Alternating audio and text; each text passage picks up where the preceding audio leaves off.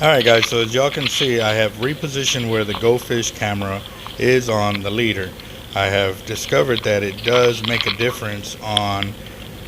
showing the bait and what's actually happening to it, as the other way it was too high above where the hook placement was. Right here I'm using a double drop drum leader, and you can see the first hook, but you can barely see the second hook, which is a little further down. And obviously it's because of water clarity and stuff like that, but you can still see it, and it kind of gives you an idea of what's happening. And also too, because I am up above on a berm fishing at Packery Channel, it keeps the leader up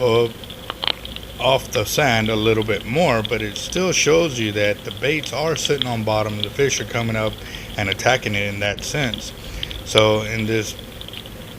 deal, it lets you know how the fish are coming up and getting your bait and so forth, but at the same time too, it's giving us an idea of how it works when your lines are tight, your baits are on the hook, and what the fish are doing and seeing themselves too.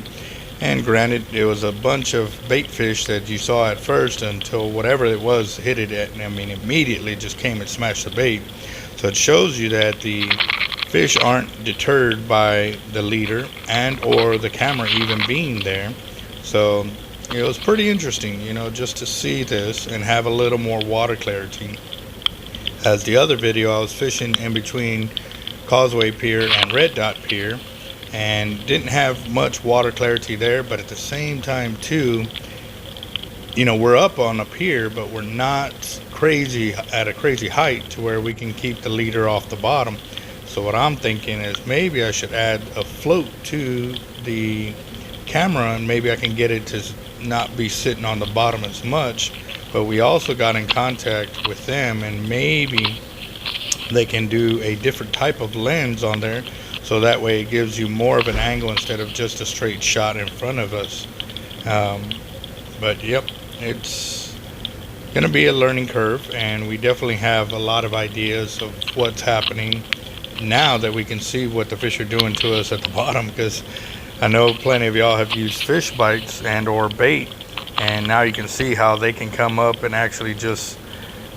selectively bite at your baits and stuff like that, and you know, carry it around. So it's definitely something else. And you can see the bigger fish, when they come in, the smaller fish give way and let them get after it, but then as soon as they're gone, they're back on it like white on rice.